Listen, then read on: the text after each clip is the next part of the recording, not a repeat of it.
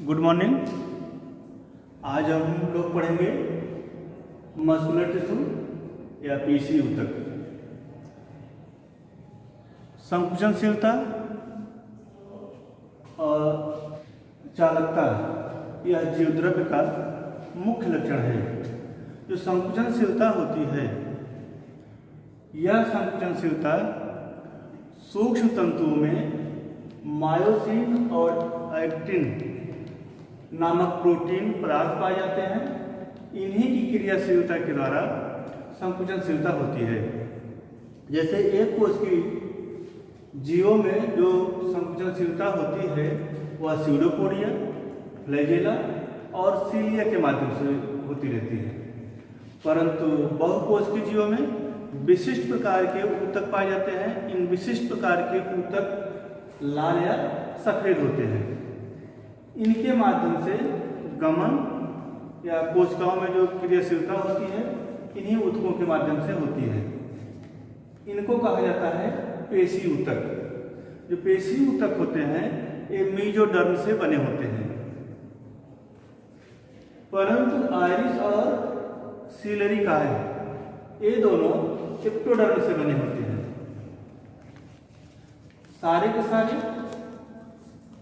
पेशी ऊतक मेसोडर्म से, परंतु आइरिस और सीलरी काय होते हैं ये एक्टोडर्म के बने होते हैं।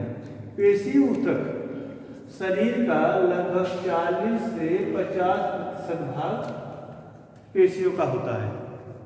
यह पेशियां तंतु के रूप में पाई जाती हैं, धागे के रूप में पाई जाती हैं, इसीलिए इन्हें कहा जाता है पेशीय तंतु। जो पेशियां होती हैं तीन प्रकार की होती हैं। नंबर 1 रेखित पेशी या ऐच्छिक पेशी या कंकाली पेशी। दूसरी आरेखित पेशी, अनैच्छिक पेशियां।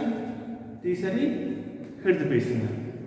जो रेखित पेशियां होती हैं, रेखित पेशियों में रेखाएं पाई जाती हैं।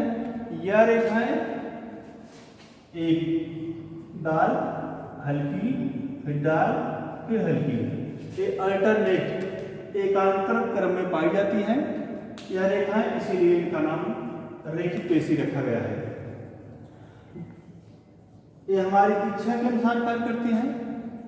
इच्छा के अनुसार कार्य करने के कारण इन्हें ऐच्छिक पेशी नाम दिया गया है। ऐसी पेशियां जो हमारी इच्छा के अनुसार कार्य करें उन्हें ऐच्छिक पेशी कहते हैं। कंकाली पेशी, कंकाली पेशी इसलिए कहा जाता है क्योंकि इनके दोनों किनारे, ये जो दोनों किनारे होते हैं ये जुड़े रहते हैं अस्थियों से, इसलिए इन्हें कंकाली पेशी के नाम से जाना जाता है। दूसरा है ये पेशियां हमारे जहां पर इच्छा के अनुसार कार्य करने वाले अंग होते हैं उन स्थानों पर पाए जाते हैं, जैसे हाथ और पैर की पेशियां। सेकंड है आरेखित पेशियां या अनैच्छिक पेशियां। जो आरेखित पेशियां होती हैं इनमें ये रेखाएं नहीं पाई जाती हैं, ये लगभग समान होती हैं, इसीलिए इन्हें कहा जाता है आरेखित पेशियां। ये अनैच्छिक पेशियां उन अंगों में पाई जाती हैं जहां पर हमारी इच्छा के अनुसार कार्य ना हो, वहां पर पाई जाती हैं अनैच्छिक पेशियां। जैसे एलिमेंट्री कैनाल, आहार नाल में, जैसे आमाशय का हो गया, हमारे फेफड़े को हो गए, इन सब में आरेखित पेशियां पाई जाती हैं। थर्ड है हृदय पेशियां या कार्डियक मसल्स।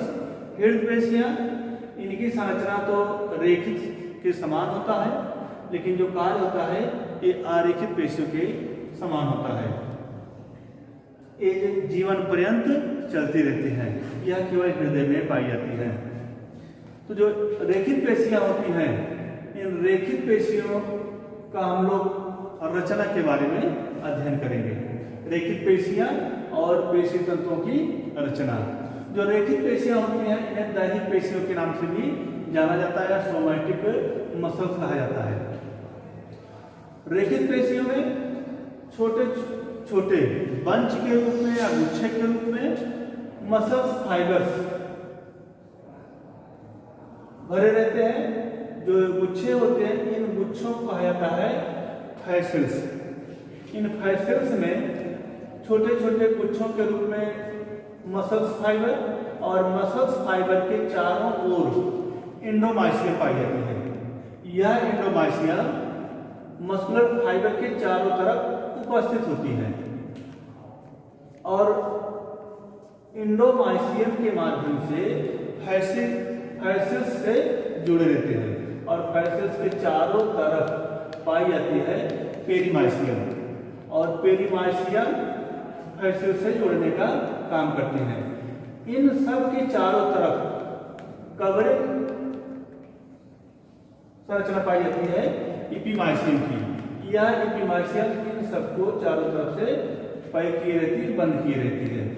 जो इपीमाइसियम होती है यह इपीमाइसियम आगे चल करके कांड्रा का निर्माण करती है जो कि अस्त और पेशियों को जोड़ने का कार्य करती है। अगर रेखित पेशियों का एक दूसरी संरचना है, अगर हम लोग देखें इनमें देखेंगे कि एक डार्क लाइन, फिर एक हल्की लाइन, फिर एक डार्क लाइन, फिर हल्की लाइन, फिर डार्क लाइन, यह अल्टरनेट पाई जाती हैं। जो अल्टरनेट लाइनें पाई जाती हैं यह अल्टरनेट दो रेखाओं के, जो डार्क रेखाएं होती हैं, इन दो रेखाओं के बीच को कहा जाता है ए बांड। जो ए बांड होता है यह माइसिन प्रोटीन का बना होता है और जो आई बांड होता है ये बना होता है एक्टिन की। जो एक्टिन प्रोटीन है यह आई बांड कहलाता है और इनके बीच में जो एक एक्टिन, फिर माइसिन, फिर एक्टिन, फिर माइसिन, इन दोनों के बीच में एक जेड डिस्क बनी होती है। इस जेड डिस्क को कहा जाता है क्राउस मेम्ब्रेन या क्राउस झिल्ली के नाम से जाना जाता है। और दो क्राउस जो कि जेड के आकार की संरचना बनाई जाती है, इन दो जेड डिस्क के बीच में सार्कोमिया कहलाती है और यह पूरा का पूरा जो भित्ति होती है ये सार्कोमियर के माध्यम से ढकी रहती है और इसमें जो द्रव्य पाया जाता है सार्कोप्लाज्म नाम का द्रव्य उपस्थित होता है। दूसरी पेशी हम लोग अध्ययन करेंगे आरेखित पेशियां या अनैच्छिक पेशियां। आरेखित पेशियां, इन पेशियों में रेखाएं नहीं पाई जाती है। रेखाएं नहीं पाई जाती हैं। जो एक्टिन और मायोसिन होती हैं ये एक दूसरे में मिक्स रहती है, दोनों को अलग करने में समस्या है, अलग नहीं की जा सकती हैं, इसीलिए इन्हें आरेखित पेशियां कहा जाती है। और इन्हें अनैच्छिक पेशियां इसलिए कहते हैं ये ऐसे अंगों में पाई जाती हैं जो हमारी इच्छा के अनुसार कार्य नहीं करते हैं, तो उन्हें कहा जाता है अनैच्छिक पेशियां। जिसे अनैच्छिक पेशियों में विभिन्न प्रकार के अंतरांग, जैसे वृक्क का है, एलिमेंट्री कैनाल में स्टमक का है, इन सब में अनैच्छिक पेशियां उपस्थित होती हैं। जहां पर हमारी इच्छा के अनुसार हमारी पेशियां कार्य ना करें वहां पर सब की सब पेशियां अनैच्छिक पेशियां होती हैं। अनैच्छिक पेशियों में ये हड्डियों से नहीं जुड़ी होती हैं। जैसे हम लोग पढ़े कि जो रेखिक पेशियां होती हैं इनके दोनों किनारे जो होते हैं ये अस्थियों से जुड़े होते हैं, इसीलिए इनका नाम कंकाली पेशी रखा गया। लेकिन जो आरेखित पेशियां होती हैं ये इनका संबंध अस्थियों से नहीं होता, लेकिन इनका संबंध जैसे त्वचा है, त्वचा पर जो रोम पाए जाते हैं या जो बाल पाए जाते हैं उनसे लगा रहता है, तो इसीलिए इन्हें कहा जाता है एरेक्टर पिलाई।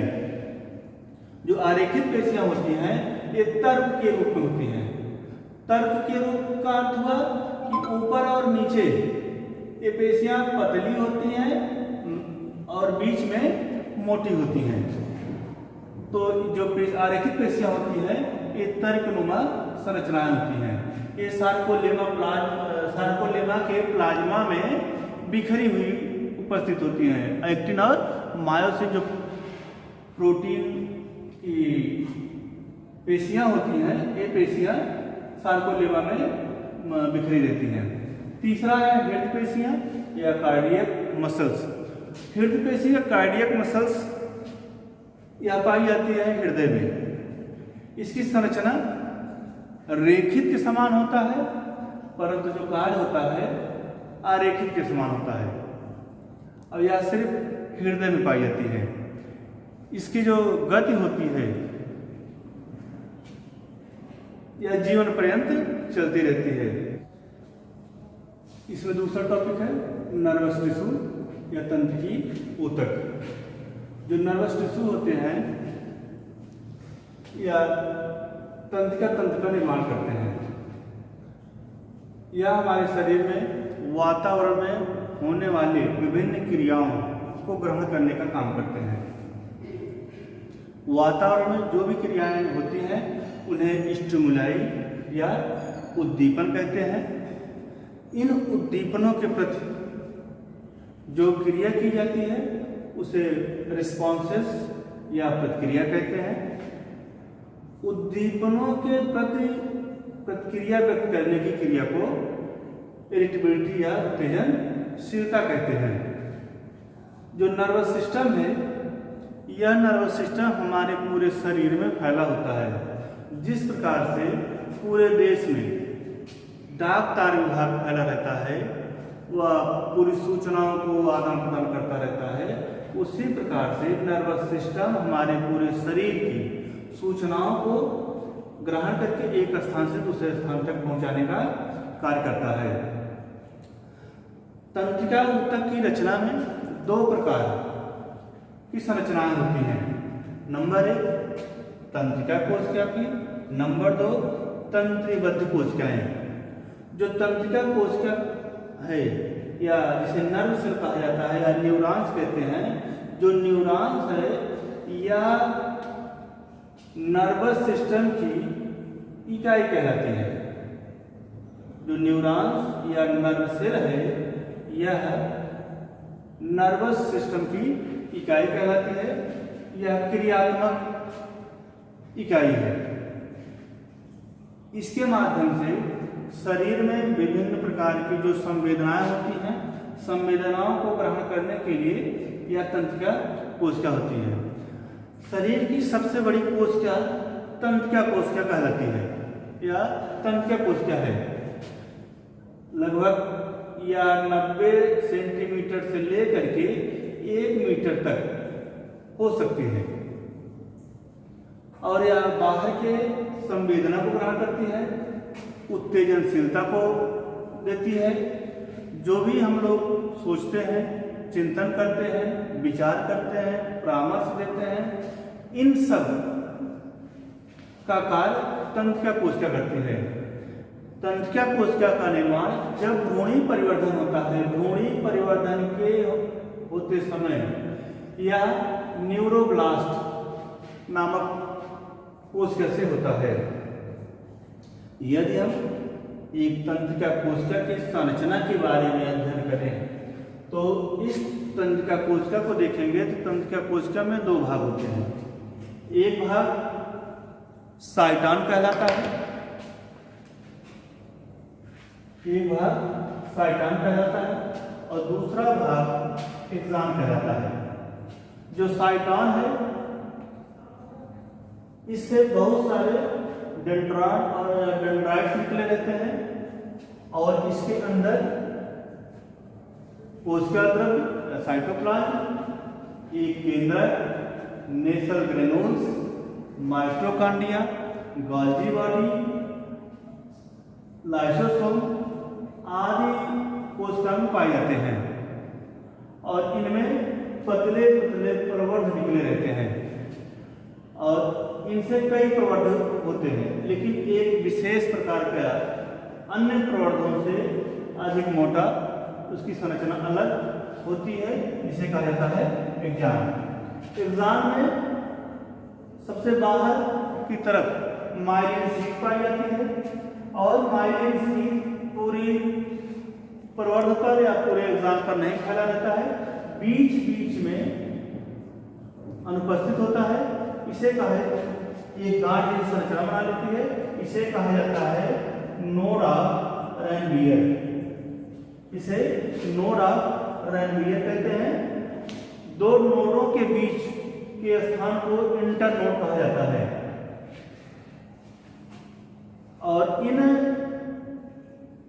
इंटरनोड की जो कोशिकाएं होती हैं, इन्हीं कोशिकाओं में एक एक पाई जाती हैं श्वान सेल, या इन्हें कहा जाता है न्यूक्लियस ऑफ श्वान सेल। और इन्हीं एग्जाम से 90 अंश के कोण पर और तंत्रिकाएं निकली रहती हैं जो मसल्स में जाती रहती हैं।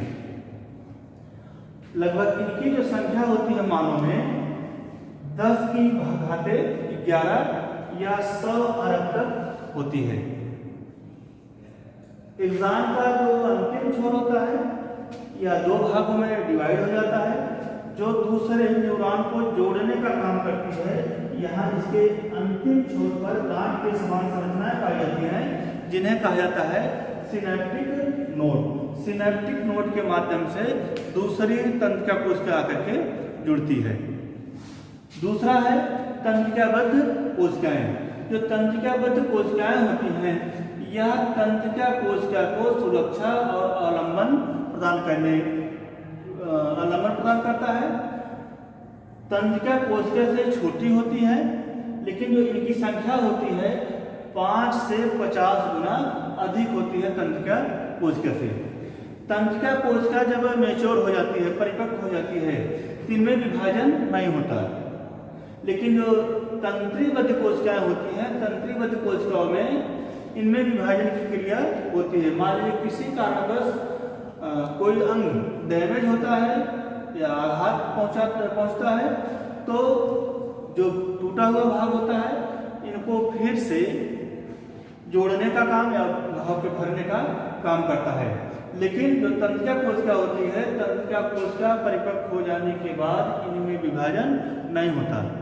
और सबसे अधिक तंत्रिका कोशिका पाई जाती है मस्तिष्क में, और ये पतली पतली होती हैं। धन्यवाद।